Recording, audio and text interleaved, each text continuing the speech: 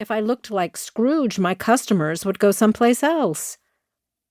Time and Seasons is my herb shop.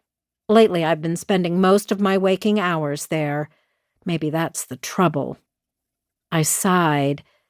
To be honest, a person can only stand to make so many bushels of potpourri in one lifetime.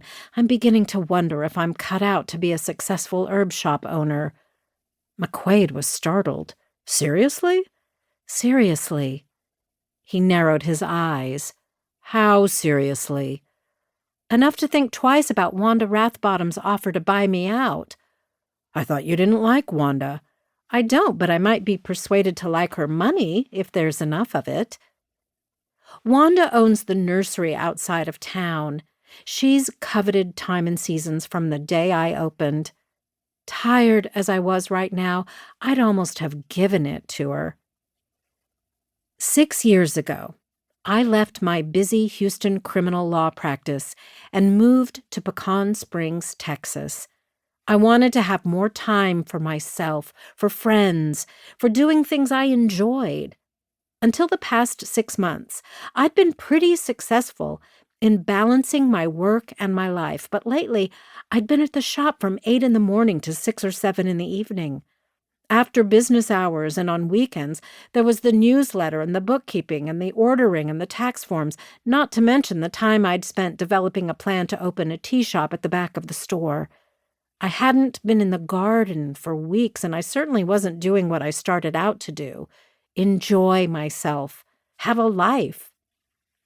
It's probably just burnout, McQuaid said sympathetically.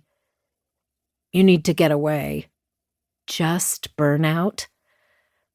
Isn't that what I've been telling you? I asked. Look, China, McQuaid said patiently.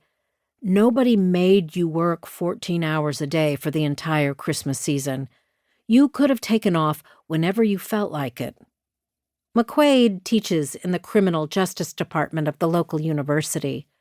On a long day, he's in the classroom for maybe 3 hours. He's on sabbatical leave this semester, which means he'll put in mornings on his research project and call it a day.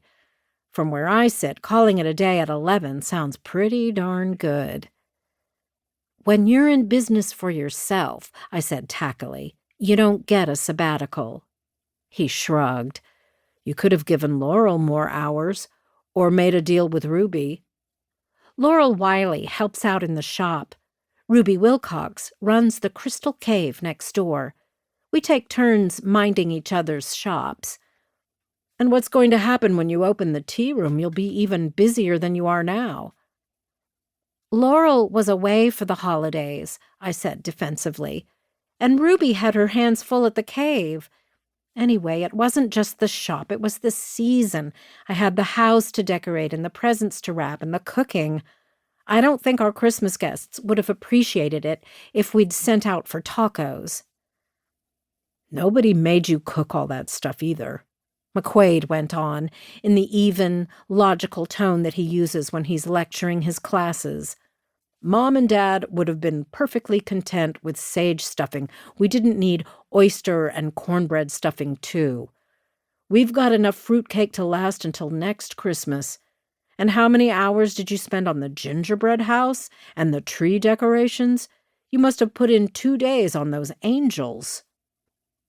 I wanted to slug McQuaid for not appreciating my efforts to make Christmas special, but I had to agree with him. This was the first holiday he and Brian and I had lived together, and I'd wanted to give us something to remember, the best Christmas of our lives. What I'd given myself was one huge Christmas hangover. You're absolutely right, I said. I've been doing too much. I need to slow down. I need to think. I need some time alone. McQuaid and I had lived together for 6 months, and I have to admit that it's been pretty good, better than I expected, actually.